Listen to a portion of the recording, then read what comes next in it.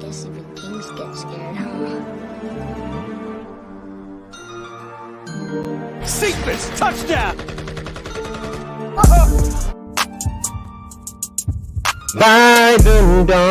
And you got what? 9-8. That's not crazy.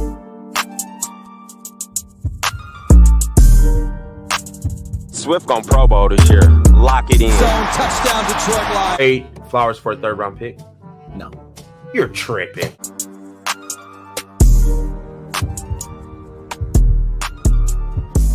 The gut punches will stop. Showtime. Hey, welcome back, our people. It's Last Second Dose, where we do the most. It's your boy Rad out here in Rib City, Portland, Oregon, repping those Detroit Lions. You already know us versus everybody, but we got a special show tonight. And you know I got my guy, Young Simba. Dose it, Dion. What's happening, baby? Yes, sir, Rad. Yes, sir, man. It's good to be back for another show. Thursday. We got a real special guest today. This is a good one. I'm excited. Special. And y'all know him. He might have caught a couple footballs for the Lions. I don't really know. But y'all know he that guy. One of the greatest Detroit Lions receivers of all time. Legend. H-Man. Herman Moore. What's up? Hey, what's cracking? What's good? Nothing, man. Nothing. Thank you for coming tonight. Oh, you know, that's easy. You ready to talk some Lions? You ready to talk Always. some Lions? Hey, man, come on, man. I stay ready. Oh. You guys already know. Oh, I know. We had to get ready. We try to stay ready, but we got ready. We ready though. Well, let's kick it off. We finally got our WH, man. We finally did it. Mm-hmm. Now we got it. I got a question though. I got a real quick question. I know I didn't even talk to you about this one, Dose. Do you feel like we over celebrated and we kind of like blew a fuse? Like, did we? I want to know because I went crazy. The stadium went crazy. All of us went crazy. Now, do you think? Did we celebrate too hard? You asking me? I'm asking you. Me? Oh man, let me jump on in here then. Listen. Yeah, I'm asking you. Did we celebrate too hard? I don't think we celebrated too hard. So I think it's misplaced perception. And what I mean by that is, I think they were just elated to not have to go 0-16-1. Mm-hmm. So that barrier was broken, and I think what we saw was really them saying and celebrating that. Now, if they're celebrating more than that, then no, that's setting the bar way too low. That's falling to a whole new level of lowness, in my opinion. Right. If they're celebrating the fact that victory is supposed to be anything more than, hey, that's one thing we can stop talking about, and then we can move on. Because there's a lot of work to be done. It definitely is. That's me if I was on the team. That's me if I'm in that locker room, and you're asking me as a player. All right, so I'm gonna give you. So right now, you come to me. You guys are in the locker room, right? Mm-hmm. So ask me as a reporter. You can grill me with some questions. You say, okay, I was a receiver. I played in the game. So now you ask me a question. Okay, how I feel about the game and whatever. And I'm gonna tell you what my response would be. Go ahead, Dust. H-Man, you had a good game out there. 3 catches, 32 yards. You drew a pass interference. How you feeling on the first dub of the season? You know what? I'm feeling that this is. I know a lot of people are going to want to say, this is bigger than what it is. It's not. It's just one of those things that we're allowed to be able to just move forward and get past that narrative. Because right now we got a lot of work to be done. And if you think that this is the be all end all for us, then we're sadly, we're tricking ourselves and we're mistaken. And that's just not a good culture to set around here. So this is just, we'll take it for what it is. You got to win in the column. Then we can get away from all the other talk that's been a distraction. And hopefully this becomes something we can build off of. I feel like you've done this before. It sounded like you've done right. That was very, very nicely said. Right. I'm not popping water bottles. Right. Right. With no champagne. I'm not going to do too much celebrating, but if I am, it's got to come with an explanation. And I don't want that to come from the social media. I don't want that to come from the teams, the team that they got up in digital marketing that's going to type up some things and throw up all the nice pictures and try and make something bigger than what it is. I want them to say, listen, now that we've done this, here's where it is, man. That's the mentality you got to have. And I'm taking it like this as an alum. That's what they intended. That's what they meant. And everything we saw is not what's being perceived. So I want to make sure no one spills it out wrong here. And I'm not saying, that they're saying this is the be all end all, but I'm just saying, I'm hoping that they were popping water bottles because it was finishing out the O and whatever that was a possibility. Boom. Wasn't this a similar reaction when we got our first win with that guy that was here before, Patricia? Didn't it feel like that? Because remember they dropped the locker room celebration. And I mean, that one came a lot earlier though. So that was. Is that the one when they beat New England? Yes. Yes. Right. Yeah. So that's a different.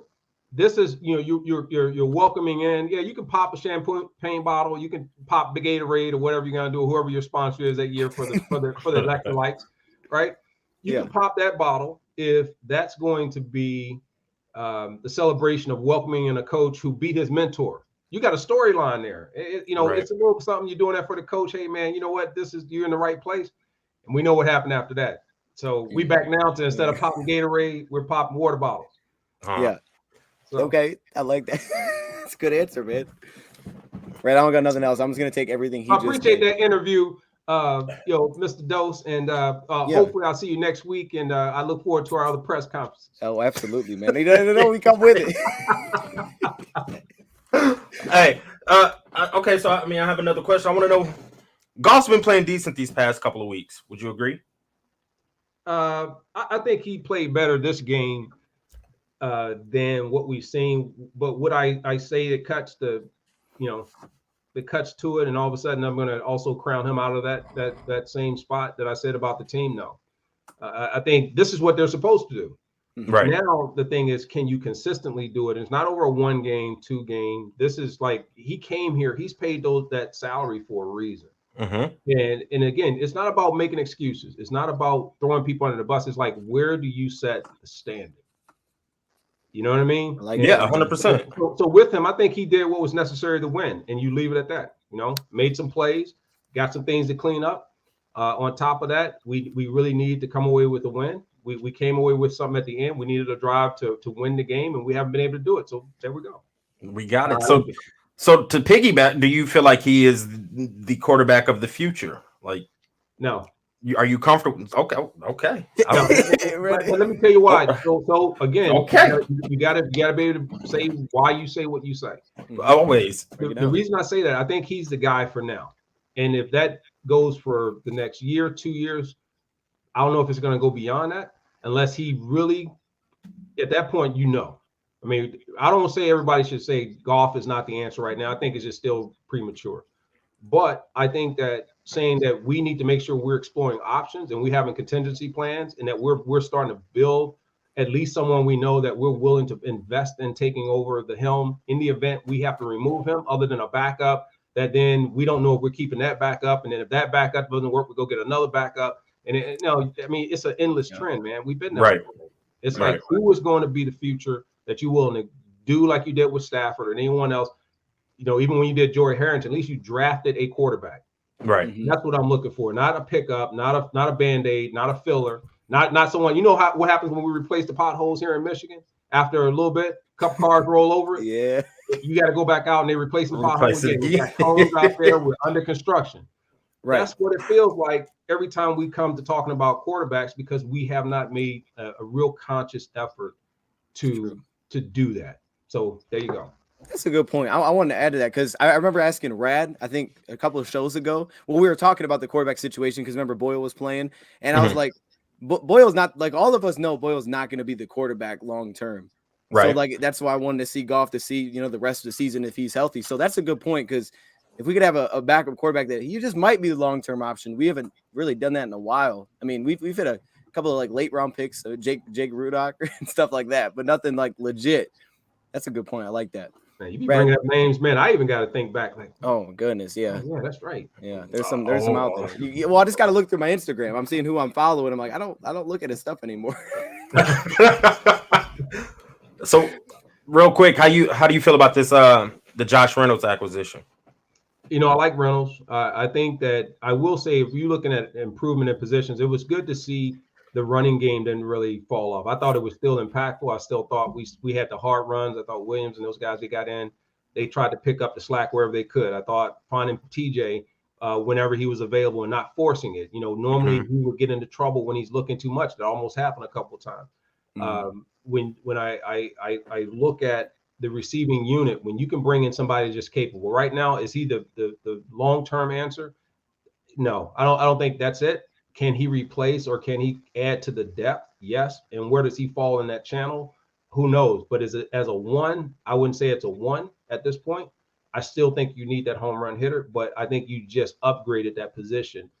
The confidence I saw in Jared Goff looked like it came from the fact that he had an additional option and one that came through. One that when he throws the ball looks confident. The touchdown he threw before was the one I think that made him say, you know what, at least I now can put some points on the board. Guys can get open and so on and so forth. So I like Myra St. Brown, like we said before. I like, when you start looking at Raymond, you start looking at the fact that you bring in a Reynolds, you bring in some just that unit plus the running game, and then you start getting a healthy line. You're good. Now you're back to focusing on small things that you need to improve on as a team to get better. You know what I mean? As a unit. Right. Yeah. That touchdown was a good, because he didn't even let that touchdown that you're talking about, man. It didn't even look like he looked that way. Like you're right. He would force some things to Hawk earlier. And that one, it didn't even look like he looked. He just knew that he's one-on-one. He's going to get open one-on-one. I'm just going to put it up there. And it was under pressure too. Like when have we seen throws under pressure that were like that? I got a question for you. This one throws it way off. Okay. But okay. Now you H man, you're that dude. So I got to ask you, if you're a receiver, I put you on the lines right now. Okay. Now, who do you think would be the tougher matchup? Amani or Jerry Jacobs? Oh, I like that one. Oh. Now, see, you put me in a spot because I can give you an answer based on you giving me limited options, or I can give you the answer I would have given you if you'd asked me that during my playing days.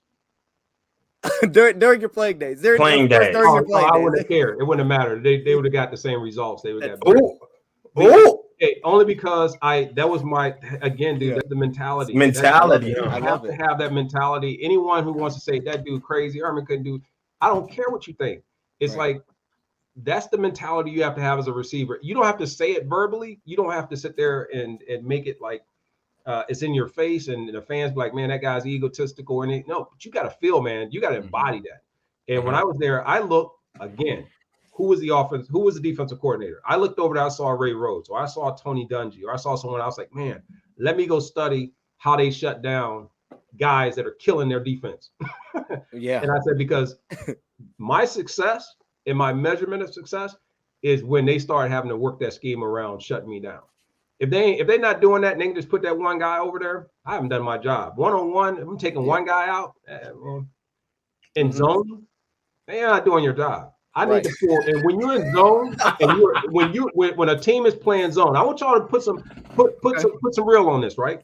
Okay. So when a team is playing zone against you as a wide receiver, if that guy that's playing 3D, 2D man doesn't need help, and I'm not doing anything, I'm a waste.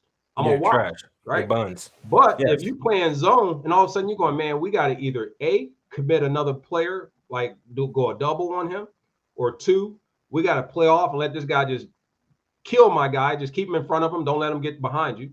Or three, we got to completely shift defense. We can't play zone anymore. We got to play man because, or something, because we either got to get pressure on the quarterback or we got to commit more people to chasing this guy around. That's when you're one. If you're anything other than that, you got to be one-on-one against zone or whatever. And you got to find the hole in the coverage, right? Okay, that's a professional receiver. You want to be a guy that says, okay, we just going to take a go route. Either you make it or you don't. All right, you're just a situational guy. But if you're a guy that you go, where is he in the lineup? Where is he lined up? When he moves over here, you start seeing defensive shift. That's what I saw. Okay. That's what Calvin saw. I Right? feel you. That's what Jerry saw. I get you. It's like, and think of it, reverse that on defense. Like when you ask me about those guys, if you're asking me, if I'm even getting a ball thrown to me, then that defensive back he's a person taking up a space and he's doing a job.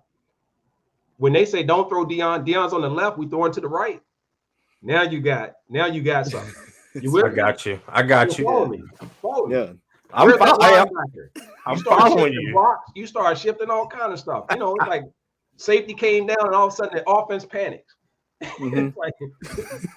It's more than an extra guy in the box. Come on, Rad. Hey, okay. I feel you. I mean, yeah, you got to start running back bracket coverage and everything. I get it. I get what you're saying. I mean, so I want to just piggyback again. So who's the better corner out of the two? You believe Jerry Jacobs or? I think I would go right now, Jacobs. Me too. I think that just the whole playing, panel, having the instincts, being around the ball. Right now, he's playing at that level, and I see him as really being the one that's garnering a lot of the attention. And I think if you're paying attention, you're saying this guy's really accelerating in terms of his ability to read coverage, to be able to instinctively react. But I still think, you know, they all still got some work to do. If it's looking at through my lens and what I see and what I read when I'm looking at it from, you know, as a former player like that. I got you. So do you follow like the draft or anything like at this point? Are you into that already, or is that it's still a little ways out, or do you get into that at all? I usually do it starting in January. You know, I'll hear some names here and there. I'll start to hear a lot about, obviously, got a big player over in Michigan. You got the DE. You got, because he's got size and speed and stuff like that. And then you start looking at maybe, you know, Alabama has a receiver. Yeah. You get some of those schools and they say these are names. Yeah, I follow it, but until you start really looking at breaking down footage, starting to look at the quality of competition, and then you start looking at, you know, who are they really going against? And a lot of people say, look at how they're ranked, but we know how these teams stay in those top 5 rankings, top 10 right? Every year. It's like embarrassing that you can't get new names in that. So you're missing a whole new level of talent. I would hate to be a really talented player that's not on that top 25 board that's on TV, because now we're saying that's all the cream of the crop. And I'm gonna tell you, I that's not true. I've seen some guys that slip to the 2nd, 3rd round, undrafted, come from historically black college, HBCUs, come from all kind of places, divisions you would never even think to go recruit, that lit it up.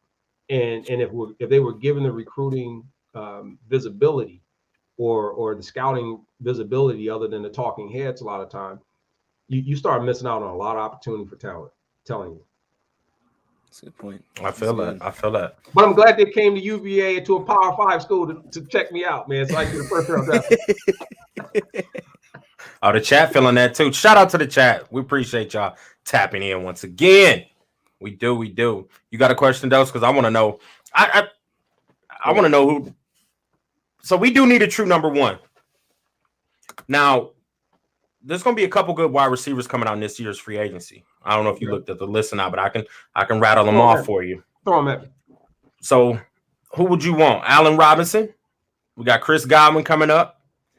Devontae Adams. Juju. You won't go to Detroit.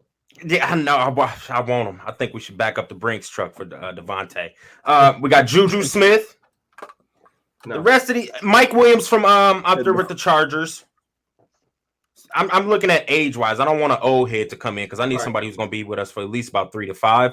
So we got like Allen Robinson, Chris Godwin, Devontae Adams, or Juju. I would go Godwin, and I would look at Williams. Those are probably the 2 that off of that list that I think are realistic and possible.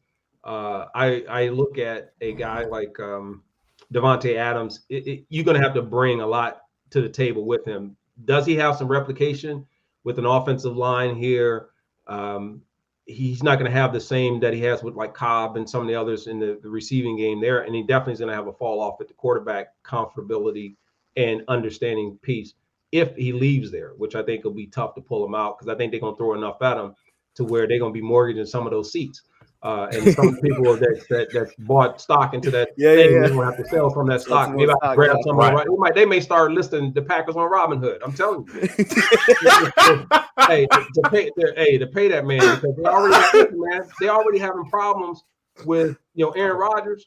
I'm telling you, that is a toss up. I think if they don't win, they may go playoff. They may win a division, but if they have a bad loss in there, I don't know, man. I don't know how many times they're gonna give him a bite at that apple, man, to keep trying to bring it back, given all the other stuff, versus moving on because they know he how much long he's gonna play. Is he a Brady? No, he's not gonna play that long. Right. I don't see that. And even if he did, that team's gonna be dismantled well before he try and even get way down the line like that. So yeah, Robin Hood. I'm gonna see what they're gonna be listed under. They need 4 symbols, right? PACK.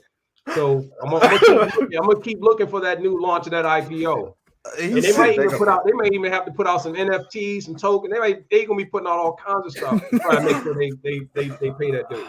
Oh my Lord. So Mike Williams or Chris Godwin. Yeah. Chris Godwin, like man. I think you look at him, he's kind of that X factor. He's not a true, he could be a one, but he's around too much to be that true number one. He's gonna have to share.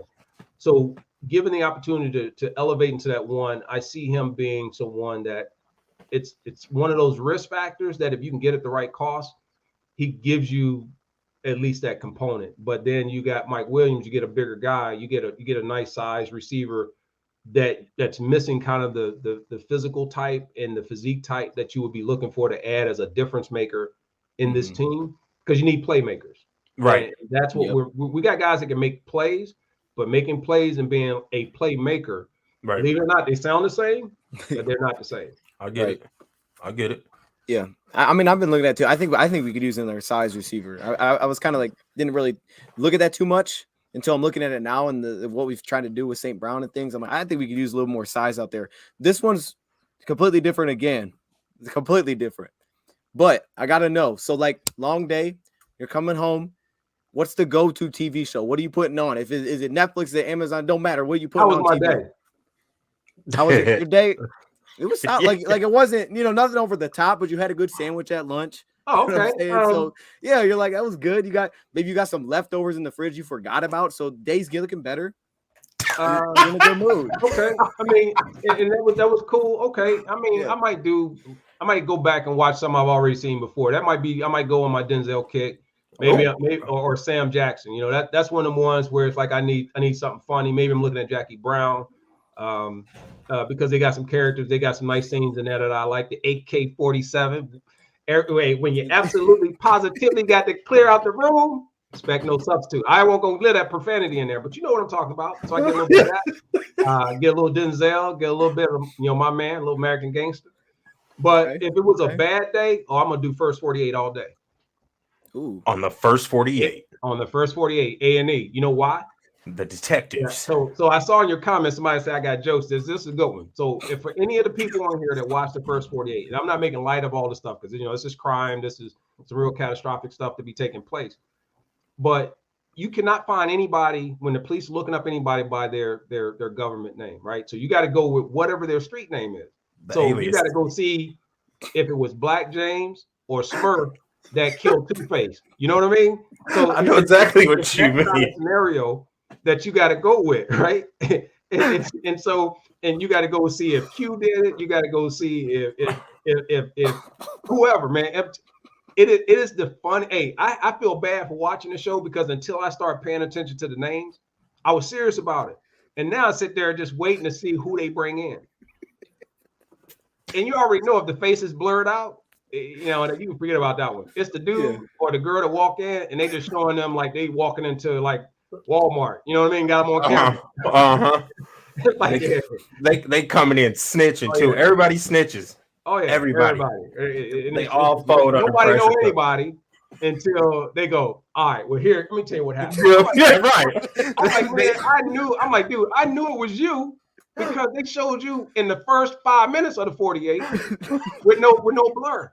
So I knew you were the one. I knew you were the one. I was just trying to get what your name is. They told me your government name when you walked in. They had it all up there. So if you want to block your identity, you just tell them their government name. Hey man, do you know Herman Moore? No, I ain't never heard of him. Mm-hmm. Hey, you heard of H-Man? Oh yeah, that's you back there, man. That shot on right. They lean back in their seat like, yeah, can I get a cigarette first? They get that cigarette. It's crazy, man. So I don't want to digress, man, and pull away from your show there. I know we talked about the lines. We try to the question. keep it right, but it's a conversation to me. You know, so He yeah, got me. first 48, man. When it's a bad day, yeah, we're gonna have first 48. Okay. I'm gonna be a little, I'm gonna have some issues. He got me when he said toothpaste. Yeah. Red, you got something? I mean, he hit. I wanted to know if he. Hey, old boy in ain't there, that drafted. dude named Extra Strength Tylenol. Man, y'all killing me.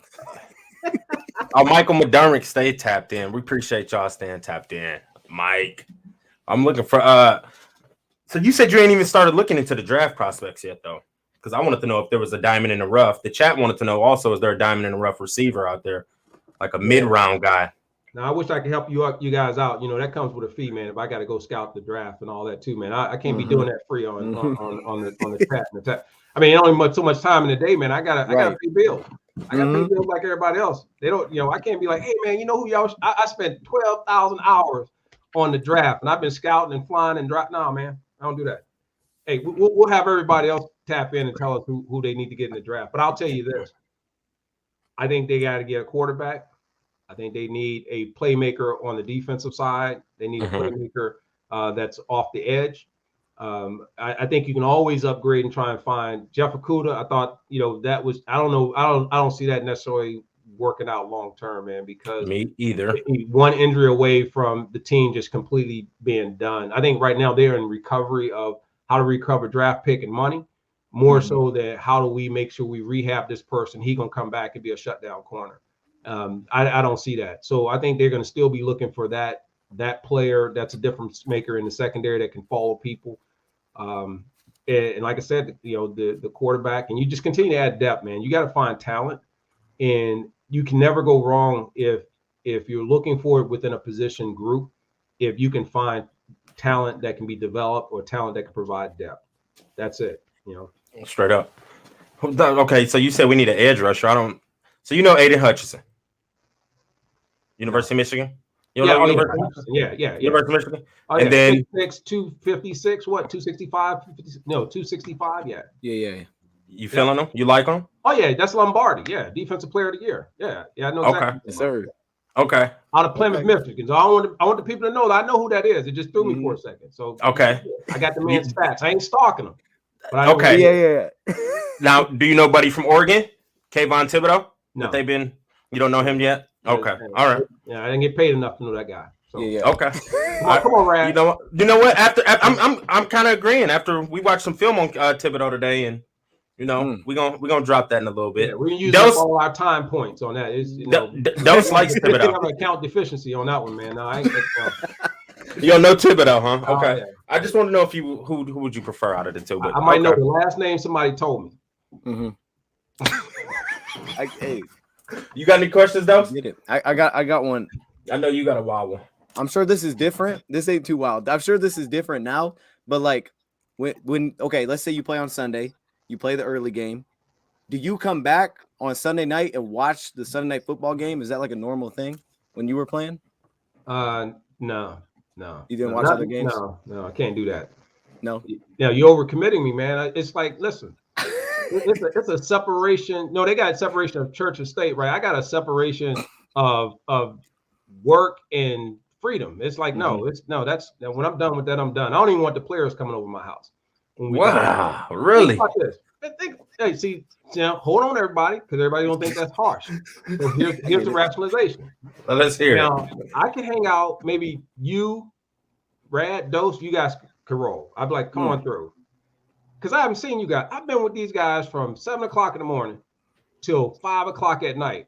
And then you want me to invite them to my house? No, man.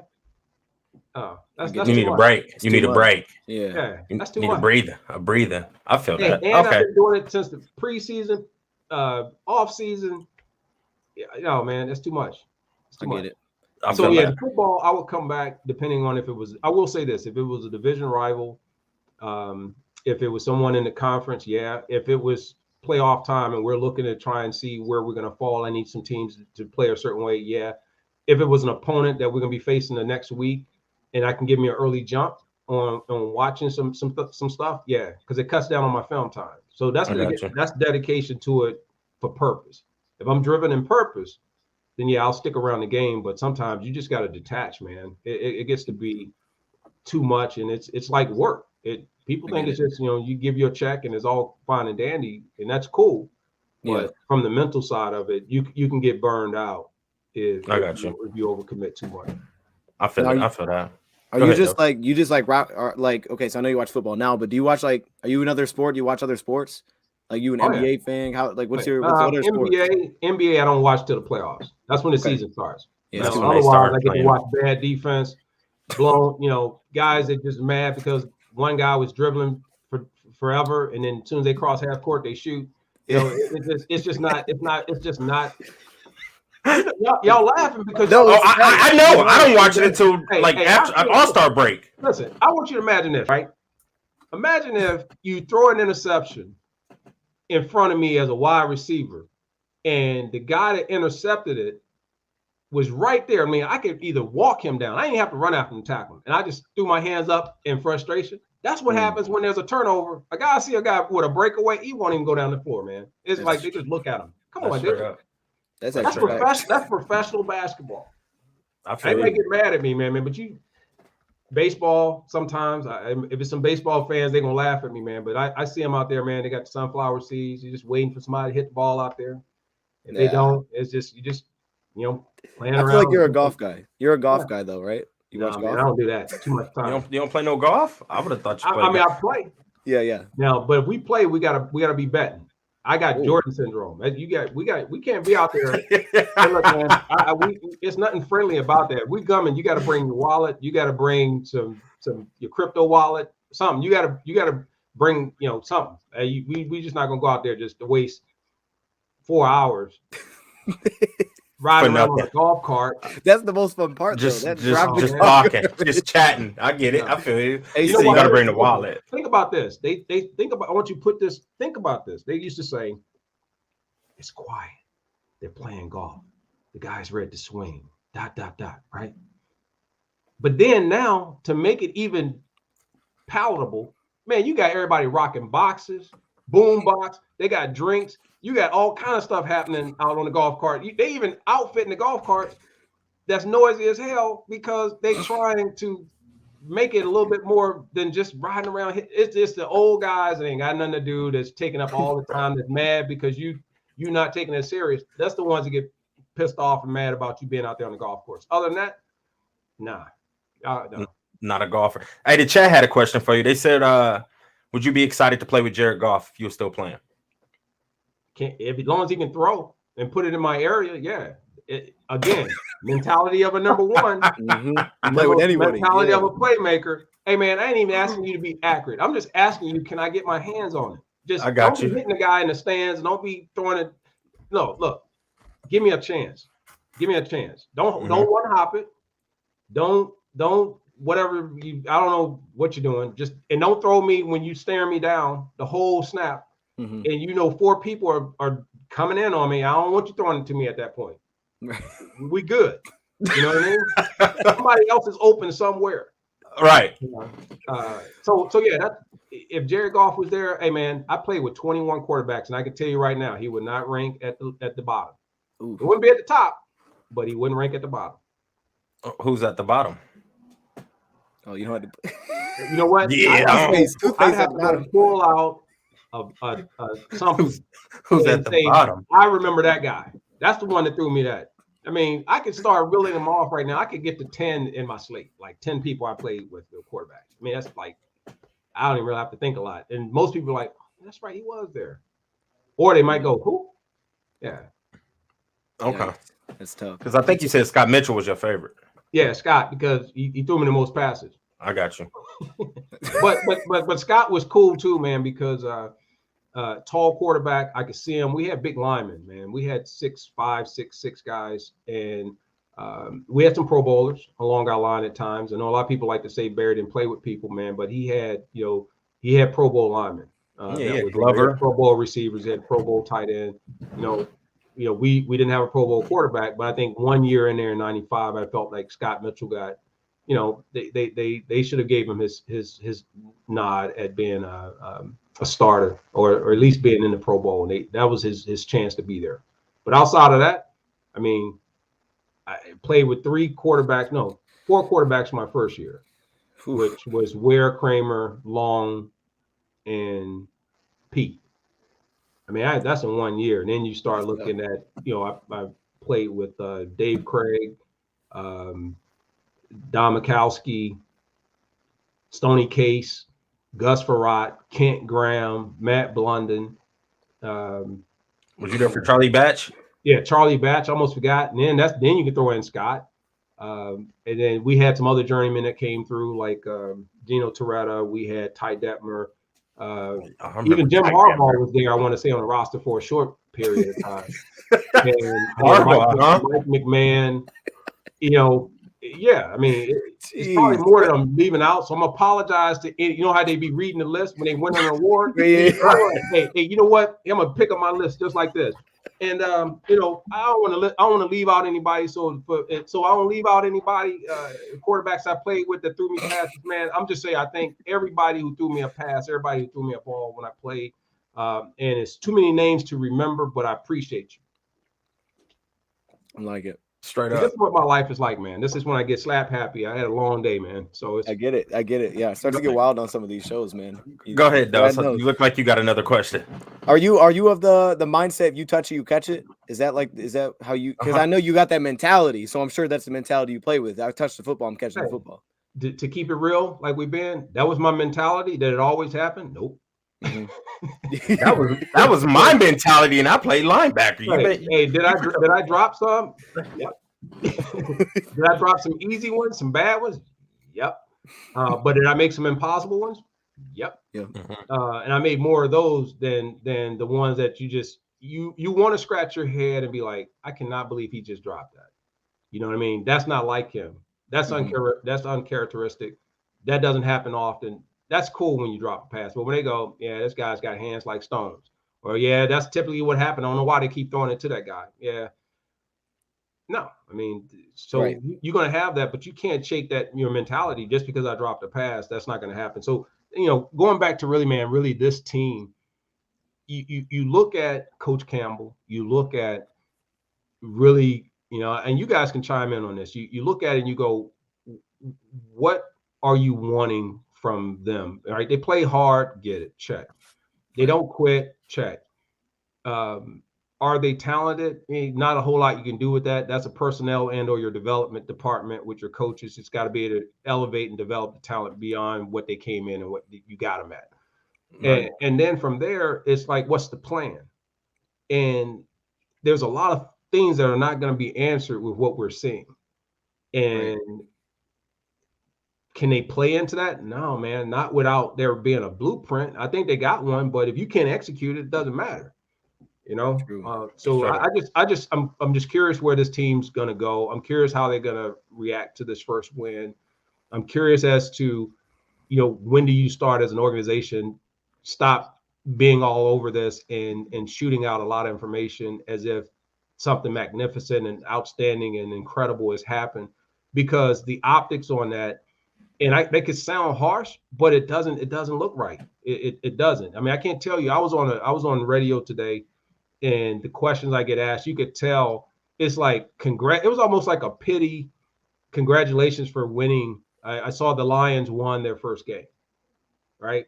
If I'm feeling that and I'm not even being paid by the organization, and I'm not even part of the organization from the other than my brand is affiliated with their brand, then you got to be feeling some type of way. That tells me there's no way I'm going to be out here in any type of high cloud. And that's the only thing I say they got to guard against. The bar, to me, and the attitude and the temperament seems so low that was a high point. Right. I mean, let that settle in, man. And you listen to someone who, it is no way. Think about who I played with. Think about some of the coaches that came through. You think they would have lifted Coach Caldwell up, put him on his shoulder, and said, no, he would be like, man, put me down. What are you doing?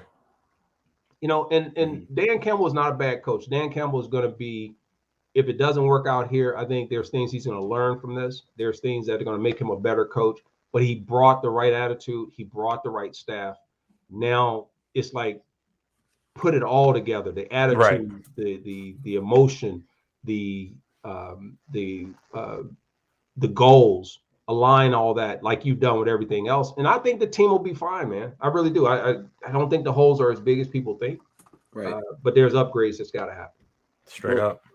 I was gonna say, yeah, because I mean, this last game, like if you look at it, we've had like 5 or 6 games this season that we could have finished at the end, and that's what I wanted to see. I was like, we got to see it by the end of this year. Like, I'm not cool with just losing. They got to show that someone, I don't care who it is, whether it's the right player or a player, just closes a game. You know, because you just playing, like, you have close games every year. This was the same thing that came out when Patricia was here, that he played close to everybody else, but we kept losing at the end. It's like someone's got to find a way to. That was when dagger time became a thing. We got to find a way to close. And then the issues that we kept seeing come up was it seemingly holding penalties, like false starts that were killing drives. It's like this stuff, like this isn't a talent issue. This is, you guys aren't locked in, man. You can't have these flags that are taking you out from scoring.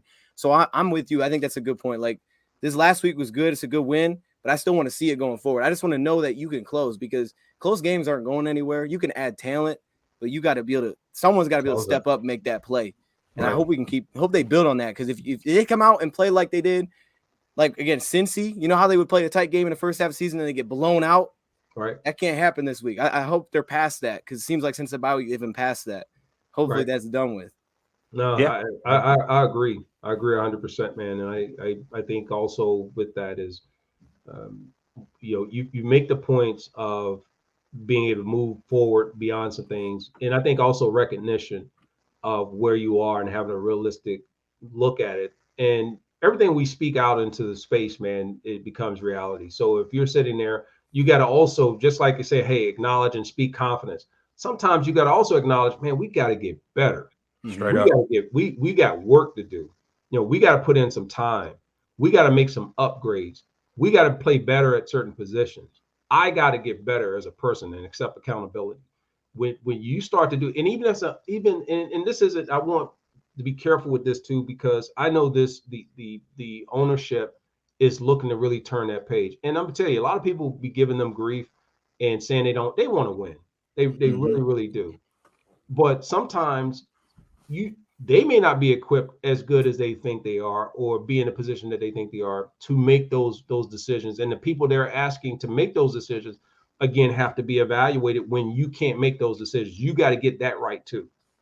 100%. Otherwise, you get the same thing. You got to get strong chains in that as each one of those links. And now the way this organization works, their upstairs does affect their downstairs. 100%. I had a little thing I was going to throw in here. Did you have like situations where, I mean, I thought that was like the first time I saw that, where you like 3 straight flags on drives. Like, why do you think stuff like that happens? Like that is it just they're not locked in? Like, why do you think those happen week to week? That's awful. That's one of them ones where you never see times where you remove a start. I mean, I'm like, look, man, who got a number? Who play offensive line? Or who play whatever that position is? Will you go? Somebody go in there. Just go in and just run the ball opposite of that person. If they're making those kind, I mean, that is one of those ones at that level. That would be, think of this, me holding or going out and missing a block, or me missing 3 straight passes in a row. It doesn't matter the error. It doesn't matter the mishap. It is something that is detrimental. It is something that is a hindrance. It's something that is a drive staller, killer, crusher, or something that you just can't have. Yeah. You know, it's that isn't coaching. The only coaching part there is if you don't act on it. You know what I mean? Yeah, straight up. That's where the liability is there. But if it's a player, I got to make you feel like, man, if you might even want to just bring it. If I was me, if I had 3 penalties straight, I'd just bring myself out the game. Just walk off the field. I just be like, hey, man, they'd be like, man, what are you doing? I'm like, no, man, you got to put somebody else in till I get right. My mental ain't right. So do you think we got a shot to beat Denver this coming week? I think it's real. No, I don't. I think they have a chance, yes, to beat any team, but will that realistically happen on the road? Denver is looking to stay above 500. Denver is looking to not be another team that falls. The Lions have this on their back right now. Man, make no mistake about it. Nobody wants to lose to them at this point. That in itself is a motivational piece that gets put into their mental chart and their note that's on the wall. So there's extra incentive and motivation to not be embarrassed, to not be the one that gets along with the one that has lost to the Lions. You know what I mean? So it's like, I do. So can they win? Yeah, they can win any game. They lost there's 4 games that they lost, I think, by 2 or less. So this team is definitely capable of being competitive and taking teams to the wire. Losing by a long field goal to Baltimore. Losing on other field goals or losing because teams come from behind that you should have just been able to shut down. They shouldn't have been winless up to the Vikings game. But I think Denver, man, it's gonna come at them a whole different way, and people know that they're gonna check our line. They're gonna check the pressure. They may not have Von Miller, but I think they're gonna want to apply pressure to see if Goff is for real. And to find out if this offense is capable of doing anything consistently other than running the football. Yeah. We got Josh Reynolds. He can be a go-to guy. Yeah. Oh, that's gonna be interesting too, right? We got Josh Reynolds. And they got a pretty nice secondary, man. Yeah, somebody that they know. Yeah, the road's going to get tough if you start looking at the teams they're facing. The only places I see that could potentially lead to other victories by default, depending on where the Packers are and if they solidified whether it's a win or a loss at the end of the year, that could be a potential nobody's playing, right? Because they're just trying to set their team unless they're in a position to have home field or have some type of advantage. Kansas City, they're going to continue to come out, play hard, so they're not going to step down. So you just try and figure out, I don't know, not Kansas City, I'm sorry, Arizona. I'm already losing my mind. So it's all good. All right. The chat got one more question for you. Herm, tell us a funny Barry or Chris Spillman story no one knows. Thanks in advance. You got something for us, Mr. Man. G? Well, the Barry one, man, I wouldn't do that to him. All right, let's see, Chris. Well, no, I can't do that with the Barry. So let's look at. Do it. You can do it. No, man. See, with B, it's not that it's a bad thing. It's that we're leaders, man. We can't. No. All right. Here's a Barry story. Here we go. All right, let's put this in perspective. This is more than a Barry story as much as it is you guys got to help me out to make me see if myself and the other 51 guys should feel some type of way. So we would go out to practice and we put on pads for the first time. Barry would come out, and typically a red shirt is reserved for anybody. Don't touch them. Right? That you can't touch. They just there to just kind of get their reps in, whatever. First, anytime we have practices where we were hitting, everybody else didn't have that. Barry was on one of the red jerseys. So Coach Fonz would say, anybody that hits Barry, you might as well take your stuff off and pack it up. Because if you hurt them, if you get them injured, we're going to get you off the team. Now, every fan on here would say, I agree with that. That's cool. But think about it. Or if Barry said, man, my feet hurt, my legs hurt, or I'm a little tired today, coach, he would ask Barry, how do you feel today? You want to practice? And Barry might go, yeah, coach, my hamstring's a little tight. He'll go, take it in. If they take it in. I mean, so I'm sitting there going, man, I remember I got knocked out one time in practice. I want to be like, hey, coach, man, I got knocked the hell out. We need to just call practice, man. No, they just picked me up, took me out, and brought in somebody that was from the scout team. Hey, get in and run those routes that Herman was running. It's like so if y'all want to really know, hey, the Barry power is real. You feel me? It's real. So I want y'all to know that when y'all hear them chanting Barry Reed, the Fords don't really own that team. It's Barry. It's Barry Sanders. Wow. He said my hammies tight. We're gonna find out later in life. Barry Sanders is actually a millionaire, and this whole time he owned the Detroit Lions since 1989, and that he put them. You know how they say they put people as front people that own like companies and shell companies. Man, Barry Sanders own that. Man, that's a shell corporation. Fords don't own it. It's Barry's team, huh? Barry Sanders Enterprise, Ltd, Inc, LLC, S Corp, XM, everything. I'm telling you. He's always Lord. you go to any Lions game. Every Lions game I've ever been to for like the decade, it's always Barry jerseys everywhere. Like that's the jersey you see more than any other jersey is a Barry jersey, man. It's crazy. I keep going, man. You know, I don't. Hey, they at some point there's got to be a shortage of supply because we run out of hand sanitizer. So y'all ain't running out 2 and 0 on jersey. Never. Run out of coins. I went in there one time. I said, "Hey, man, can I get a Herman Moore jersey?" Man, they have nothing. I could have got an 8 or a 4, right? But you go in there, they got Barry stuff all day. Everywhere. Out my number, man. I mean, you should have an abundance. And you should have an abundance of 8 and 4s. There should be a sales sign saying, "Look, we got so many damn 8 and 4s. It's buy one get 12 free." You know what I mean? But you want, you get a Barry jersey. Oh Lord. Right, Go ahead, Dust. I will see if the chat had anything else. Go ahead. Do you remember your first win in the NFL and what it was like? Was it like that? Oh, it was cool. I was sitting in Chuck Schmidt's office, the general manager, and I was signing my check. Okay. Oh, you mean game? Okay. That was that win, huh? Yeah. That was a win. That was a windfall. That was me standing there with a lottery ticket. Getting the bag. That's cool. But no, man, back then, you know, they gave me what the guys make on the practice squad these days. So I don't want anybody on this thing to get it twisted. So I think my first contract was, I think, $400,000 a year or 800, something like that.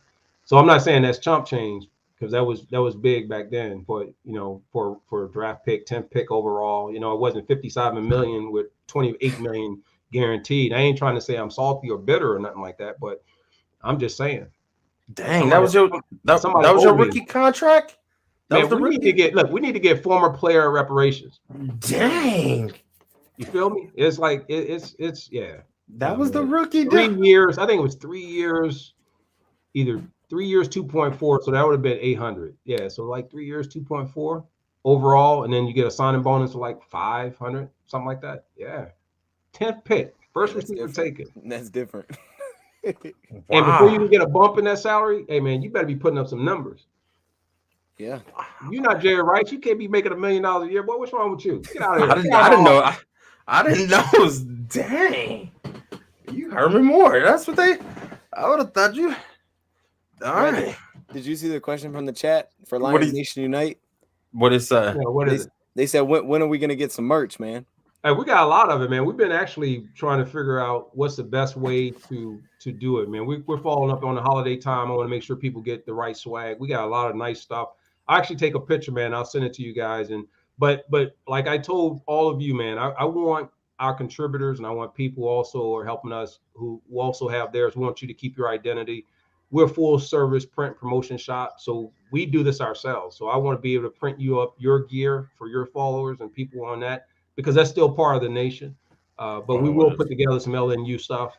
We do have some caps. We got some camo gear with the military swag. We have just our branded logo stuff. We got hats. We got some other giveaways. So right now we're more or less just giving it away as appreciation and a thank you to a lot of our supporters and a lot of people that have helped make it go. So it's all good. Straight up. And the link's in the description, y'all. Make sure y'all click that link. Straight up.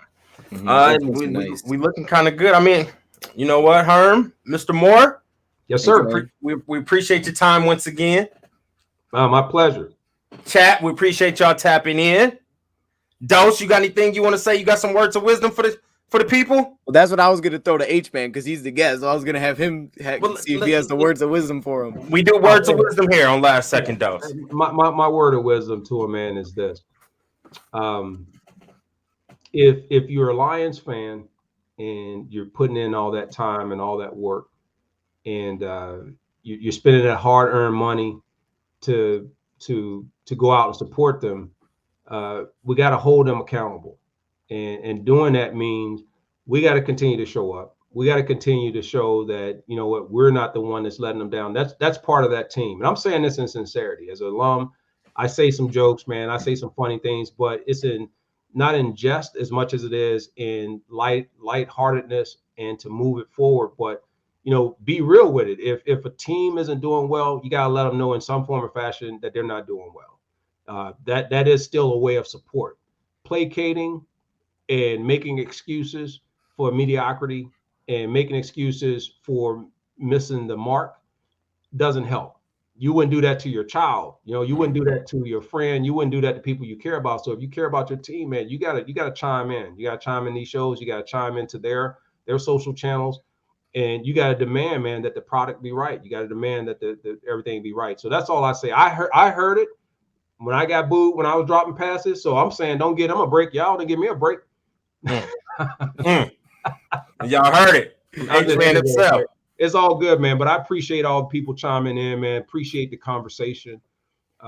This is what it's all about. I love this part of my life. I love the fact that I can come on shows like this, hang out with y'all, and people will look at us, man. We haven't even been in each other's space like that. But what we've learned is that we speak the same language, and that's the love for what we do. And so I appreciate you, appreciate everybody taking the time even to just join us tonight, man, and be a part of this.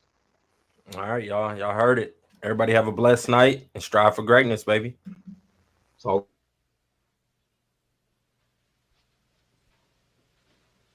you're still here? It's over. Go home.